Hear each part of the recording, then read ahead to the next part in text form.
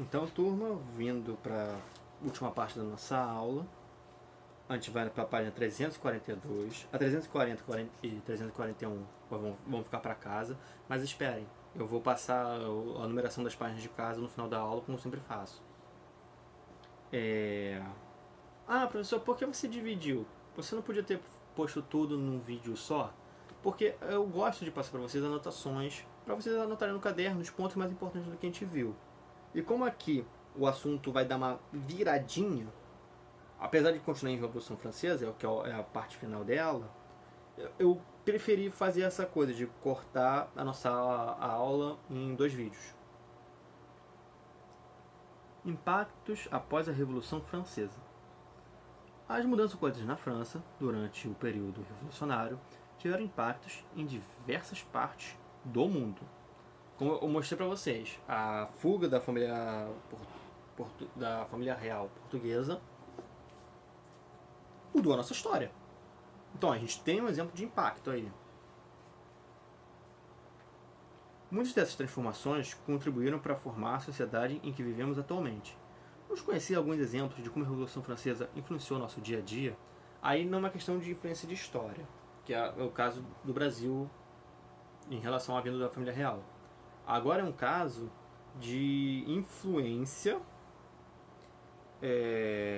da Revolução Francesa em coisas que a gente tem no dia a dia, na organização dos nossos governos, da nossa sociedade, das nossas cidades.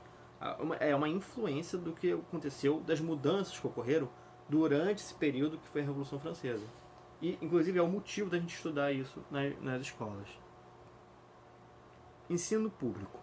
As propostas de ensino público gratuito, laico, quer dizer, não ligados a uma religião específica, e democrático se consolidou na época da Revolução Francesa.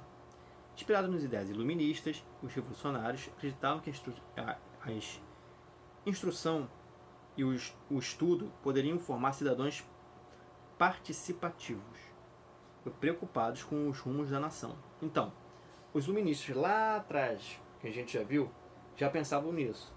A educação ela tem que ser pública, todo mundo tem que ter acesso à educação, para não só saber de coisas como história, matemática, gramática, física, arte. As pessoas não apenas isso, que é muito bom elas saberem coisas, mas também elas terem noção de como é o mundo à sua volta, através do ensino. E o ensino, eles achavam que faziam pessoas participativas, quer dizer, a pessoa quanto ela mais sabe, mais ela se interessa pelo mundo em que vive, e mais de vontade ela tem de estar participando de coisas daquele mundo, de estar inserida, digamos, no cenário político. Eu vi desde que eu era criança que meu bairro ele tem esses problemas, a rua alaga, há muitos anos os postes de luz vira e mexe, eles ficam sem energia, e eu quero fazer uma coisa para mudar. Aí a pessoa, o jovem que está com isso em mente, ele pode ir crescendo, aprendendo mais coisas sobre a história do Brasil, sobre a nossa sociedade, essas coisas. Ele se interessa de, quando ele está mais adulto, falar, eu vou entrar para a política. Vou entrar nisso e eu vou mudar o local de onde eu vivia, para as pessoas não passarem pelas dificuldades que eu passei. Isso são sentimentos que os iluministas queriam suscitar nas pessoas, que as pessoas tivessem a vontade de participarem da vida política do país. E também se preocupassem com os rumos que a nação estava tomando. Porque antes da educação ser pública, antes das pessoas terem grande acesso à educação, as pessoas em si elas viviam o dia. Não estou entendendo, professor, a gente vive cada dia. Não. Vou explicar para vocês. As pessoas não tinham perspectiva de futuro. Geralmente as pessoas que eram muito pobres, que não tinham acesso à educação, elas não viviam, elas sobreviviam. Todas as suas preocupações eram de como conseguir alimento, conforto e poder ter o que comer, onde dormir e aconchegar a família no dia seguinte. Ela não conseguia fazer planos para sua vida. de se interessar por algo e querer trabalhar com aquilo, se dedicar àquilo. Isso veio a mudar com o ensino público. Quanto mais pessoas tiveram acesso ao conhecimento, mais a gente conseguiu ver talentos e onde as pessoas podiam se destacar. E as pessoas conseguiram ver nisso com o tempo. E era essa a ideia.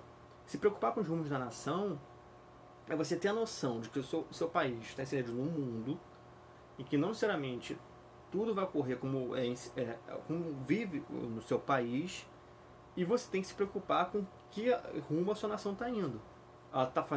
Os governantes estão fazendo coisas boas? Se estão, por que eles estão fazendo coisas boas? Para que serve isso? Eles estão fazendo coisas ruins? Então, por que eles estão fazendo as coisas ruins? O que pode levar nosso país a, se eles continuarem a fazer essas coisas ruins?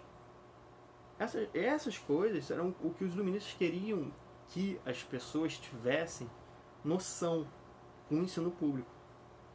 Com o passar dos anos, muitos países adotaram tal medida, promovida pelo Estado.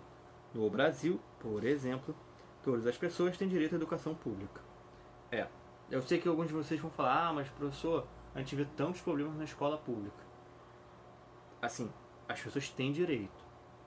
Ninguém pode pedir uma pessoa a ter direito à educação pública. Porém, existem problemas sociais que infelizmente afetam na qualidade da educação. Isso são coisas que a gente pode mudar. Não são impossíveis de mudar. Mas o importante é que está na lei. Todo mundo tem direito ao acesso à educação pública. E de qualidade. A lei, ela bota isso. Acesso público, de educação pública e de qualidade. Qualidade é um direito nosso. A educação pública ela tem que ser boa por direito. Por isso que a gente tem que exigir que ela seja boa. Agora eu tenho aqui uma imagem para representar o ensino público, que é alunos em sala de aula do colégio público no município de Salvador, na Bahia, em 2018.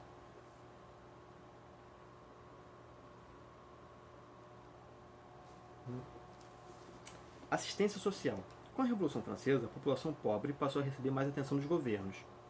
Nos dias atuais, as políticas de assistência social e assistências são comuns, não só social, como os serviços gratuitos de saúde. Essas políticas assistencialistas estão atualmente presentes nas legislações de diversos países, representando uma importante legado dos revolucionários do século XVIII. Então, uma coisa que a Revolução trouxe ela aconteceu porque grande parte do povo estava sofrendo. Isso precisava mudar. E grande parte das mudanças foram feitas para que o povo pudesse ter uma melhoria de vida, principalmente no início da Revolução. Depois, com Napoleão e outros caras... Napoleão foi o último, mas outros caras e depois Napoleão, o que os burgueses queriam, os grandes comerciantes, os grandes banqueiros, que era parte do terceiro estado, mas que tinha dinheiro, as suas exigências tomaram maior importância. E a situação social foi deixada um pouco de lado, mas não foi esquecida. Com a Revolução Francesa, a gente teve um exemplo de governo que se preocupou com a população, com o seu futuro, com o que eles faziam, e se preocupou em dar ajuda a eles. As políticas assistencialistas o governo entender que dentro da população dele tem pessoas que elas não têm condição de se manter. Por mais que por lei fale que elas têm direito ao acesso à educação, essas coisas, nem sempre está acessível a eles. Nem sempre tem uma escola e aquela escola tem todos os professores de todas as matérias. Nem sempre na cidade dela tem um hospital público funcionando. O governo, quando ele entende isso, ele faz políticas de assistência para ele levar a essas pessoas muito carentes o que elas deveriam ter acesso por lei. E isso começou mesmo, de fato. Antes a gente tem exemplos, mas exemplos muito, muito pontuais. Como uma política de governo, isso começou na Revolução Francesa. Padrões e medidas. Essa é interessante. Antes da Revolução, os sistemas de medição eram imprecisos. Graças aos revolucionários, uma série de alterações foi implantada e um sistema universal de padronização de medidas foi criado. Em 1795, o metro foi instituído como padrão de referência e o sistema decimal passou a ser usado para contagem de distâncias e de massa.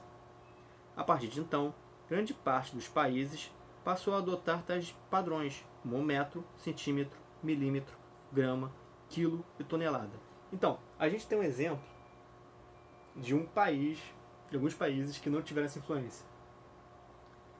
Mas que influência são essas, professor? O que a gente está falando? A gente está falando de sistema métrico mesmo.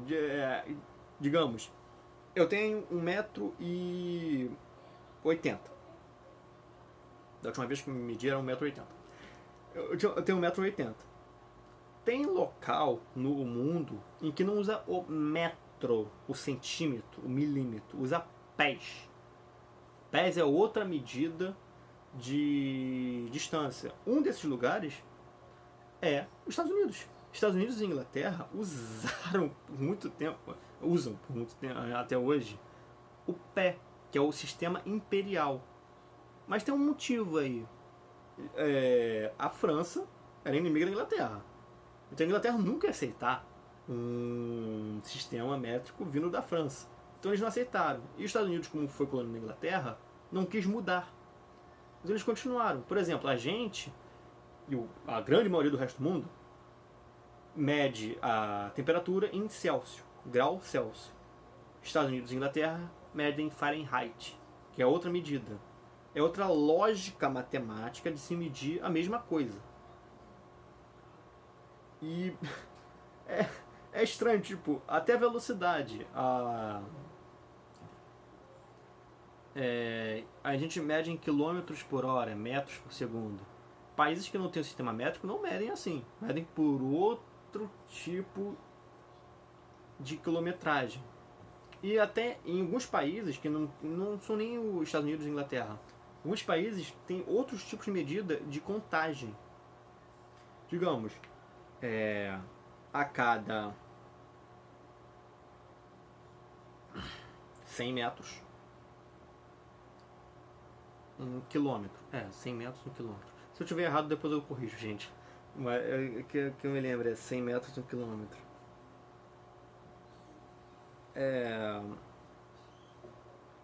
Tem 100 metros, 1 quilômetro. Tá, gente, eu realmente não lembro se eu tô certo ou não.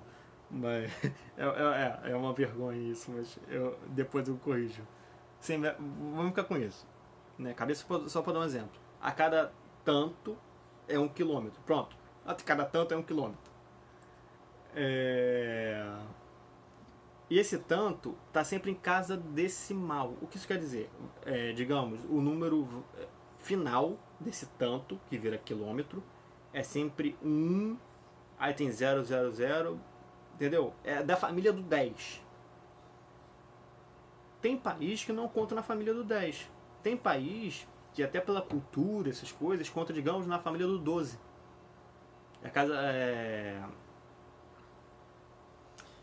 Conta em dúzias. Tiveram povos que contavam na casa do 8, na casa do 6. Mas não estou entendendo, professor. Casa do 6, casa do 8, casa do 12. O que isso quer dizer? Quer dizer que tinham países, povos, que o último número, digamos, 1, 2, 3, 4, 5, 6, 7, 8, 9, 10, não era o 10. Tinha países que 1, 2, 3, 4, 5, 6. Aí depois do 6 vinha uma outra contagem. Entenderam?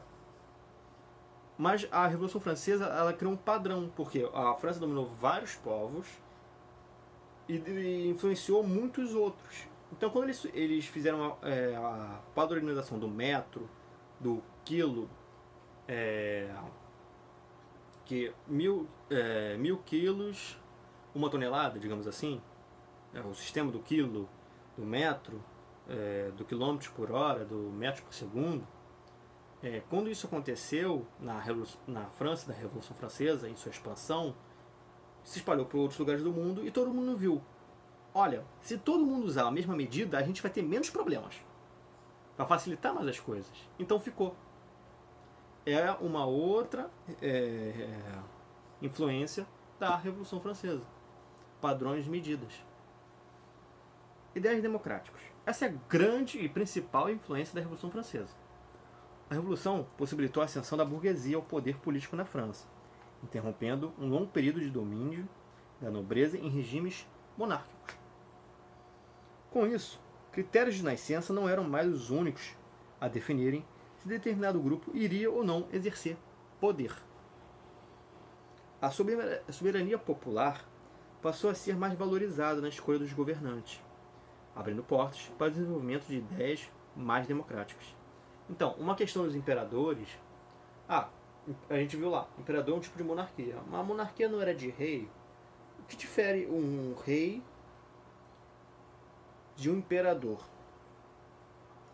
Uma das coisas que surgiu nessa ideia de Revolução Francesa é que o imperador, Napoleão, ele era imperador não porque o caso de uma coisa divina ou porque ele era o cara de muito poder. Na verdade, ele era o cara de muito poder. Mas uma das justificativas que eles botaram, além do Napoleão ser o cara que tinha poder, que tinha influência, era que o povo escolheu ele como imperador. O imperador seria um rei aclamado pelo povo, e que do povo vinha a justificativa dele ser imperador. Sempre do povo. Isso é uma diferença que a Revolução Francesa trouxe. Ela quebrou esse padrão de um império só ser um reino muito grande. O imperador, a partir da Revolução Francesa, é o cara que o povo escolhe. Esse aqui, ele vai ser nosso imperador porque a gente quer ele como imperador. E, por exemplo, é justificativa aqui no Brasil. Lógico, a pessoa que fez a nossa independência foi Dom Pedro I, que era príncipe de Portugal. Lógico, então, assim, ele já tinha um sangue real ali. Parece que é continuação de família. Mas ele não tinha muito poder, gente. Dom Pedro I, a gente vai ver isso quando a gente vê a independência do Brasil. Se os cafeicultores locais, se as pessoas ricas locais não quisessem ele como imperador, ele não seria. Ele foi porque ele tinha muito apoio. Ele era uma pessoa querida pelo povo e as pessoas de dinheiro e nobres brasileiros viram nele um líder que eles podiam confiar. Por isso ele virou imperador e não rei. Porque em Portugal, Dom João era rei. Não era imperador. E se a gente parar a pensar, mas ele está falando de Portugal, aquele pedacinho de terra pequenininho. Não. Portugal era aquele pedacinho de terra pequenininho na Europa, mas tinha todo o Brasil e outros pontos do resto do mundo. No total, Portugal era muito grande. Mas mesmo assim ele era rei. Dom João era rei, não era imperador. Isso é uma diferença engraçada que a Revolução Francesa trouxe. A soberania do povo foi a maior contribuição da Revolução Francesa para a humanidade.